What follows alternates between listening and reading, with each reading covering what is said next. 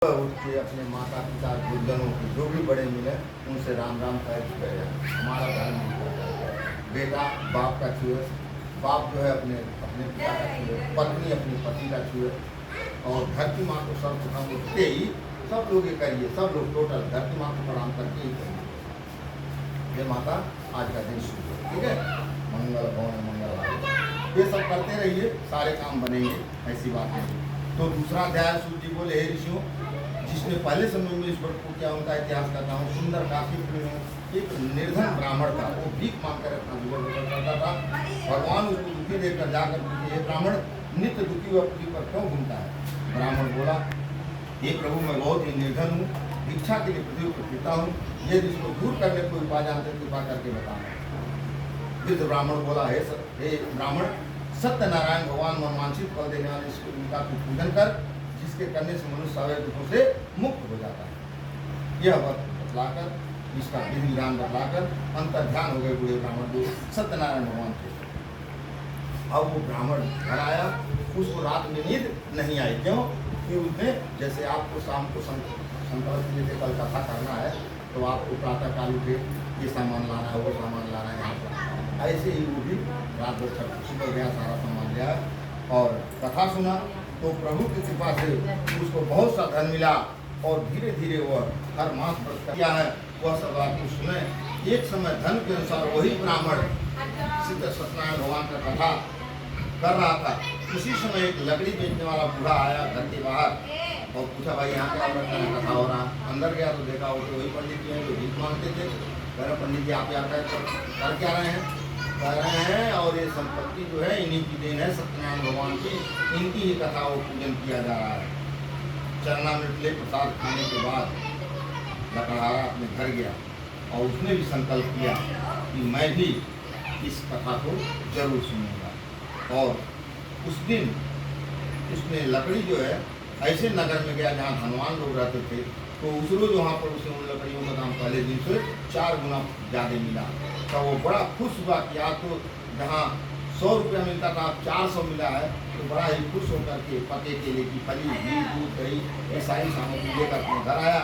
फिर ब्राह्मण को बुलाकर सत्यनारायण भगवान के व्रत की कथा सुना और अपने भाई बंधुओं सहित विधिपूर्वक भगवान जी का पूजन किया। तो उस व्रत के प्रभाव से बूढ़ा लकड़हारा भी धन पुत्र से युक्त हुआ और संसार के समस्त होकर अंत में वैकुंठ लोक को चला गया। इस सत्यनारायण को प्राणायाम। द्वितीय अध्याय समापन। प्रेम बोलो वृंदावन विहारी लाल की, राम लखन चारों भैया की, देवाधिदेव महादेव की, बोलो बजरंगबली की। माई मेरी सत्या दूता वाली माता तेरी सदा ही जय। अब थोड़ा कीर्तन करेंगे। श्रीमन नारायण नारायण नारायण, श्रीमन नारायण नारायण नारायण, श्रीमन नारायण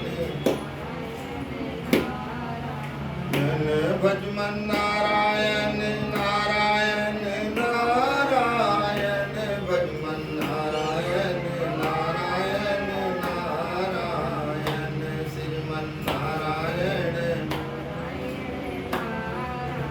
जो नारायण नाम लेत है, जो नारायण नाम लेत है, पाप होत है छारायण, श्रीमन नारायण नारायण, भजमन नारायण नारायण नारायण, सत्य नारायण। प्रेम सोले वृंदावन विहारी लाल की।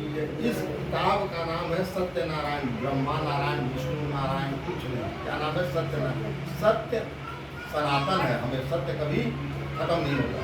दुनिया में सत्य बहुत अटल चीज है।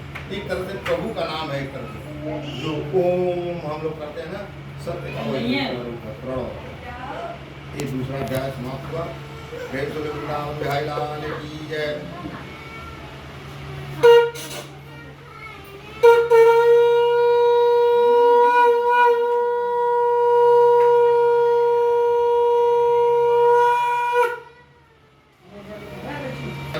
पहले समय में कुलकामुख नाम का एक राजा था। वह सत्यवक्ता जितेंद्रिय था, प्रतिदिन देवस्थानों में जाता, तथा गरीबों को दंड देकर उनके कष्ट दूर करता था। उसकी पत्नी कमल के पान वाली सती साधु थी। भद्रसिंह नदी की तरफ दोनों सत्याग्रह का व्रत किया। उसी समय एक साधु वैसा बन गया। उसके पास व्यापार के बहुत सा धन था। नाव के किनारे पर ठहरा कर राजा के पास गया और राजा को व्रत करते हुए देखकर विनय के साथ सुनने, हे राजन, भक्ति युक्त से आप क्या कर रहे हैं, मेरी सुनने की इच्छा है, आप मुझे बताइए। राजा बोला, हे साधु, अपने बंधुओं के साथ पुत्र राज्य की प्राप्ति के महासत्यवान सत्यनारायण का व्रत किया जा रहा है। राजा के वचन सुनकर साधु बोला, हे राजन, मेरे भी कोई संतान नहीं है, कृपा करके मुझे इसका विधि विधान बताना है। राजा से सब विधान सुनकर अपने घर आया और अपने पत्नी से संतान देने वाले व्रत का समाचार सुनाया। प्रभु की कृपा से 10वें महीने में उसको सुंदर कन्या का जन्म हुआ। कन्या दिन दिन इस तरह बढ़ने लगी, शुक्ल पक्ष का चंद्रमा पड़ता है। कन्या का नाम कलावती रखा गया। तब उसकी पत्नी लीलावती ने कही कि आपने कहा था जब मेरे घर में संतान हो जाएगी तब मैं इस कथा को करूँगा। मेरे घर में एक कन्या रूपी संतान हो गई है, अब आप इस कथा को करिए। तो कह क्या रहा है बनिया, कह रहा देखो अभी एक बार करें और एक बार इसको विवाह पर कथा करना पड़ेगा, तो 2 बार करने पर खर्चा डबल होगा। ऐसा करते हैं एक ही बार में निपटा देंगे, एक खर्चा हमारा बच जाएगा। भाई ठीक है। तो पहले पत्नियां ज्यादा बोलती नहीं थी, जो पति जैसे वो चला गया व्यापार करने। व्यापार करने बाद आया तो देखा अपने पहले कन्याओं का जब 5 साल 7 साल 9 साल में हो जाता, 10-12 बहुत कमी। हम तो ऐसा देखे हैं बचपन में, वो इतनी बड़ी लड़की आई थी, सिंदूर डाला, हमें कैसे कुछ पता लग रहा है खेलने कूदने में, लेकिन तब ऐसे हो जाता। तो अपने लड़की के लिए उसने दूध से बोला कि इसके वास्ते कोई स्वेद वर देखकर लाओ। दूध कंचन नगर पहुँचा और वहाँ देखभाल करके लड़की के वास्ते स्वेद बड़ी पुत्र ले आया, बनिए के लड़के। उसको देख करके साधु ने अपने परिवार सहित भाई बहन सहित प्रसन्नचित खुशी खुशी विवाह उस लड़के के साथ कर दिया। किंतु दुर्भाग्य से विवाह के समय व्रत करना भूल गया। तब से भगवान प्रेरित हो गए और बोले तुम्हें दारू दुष्पात होगा। अब दोनों गए चंद्रकेतु राजा के नगर में व्यापार करने लगे।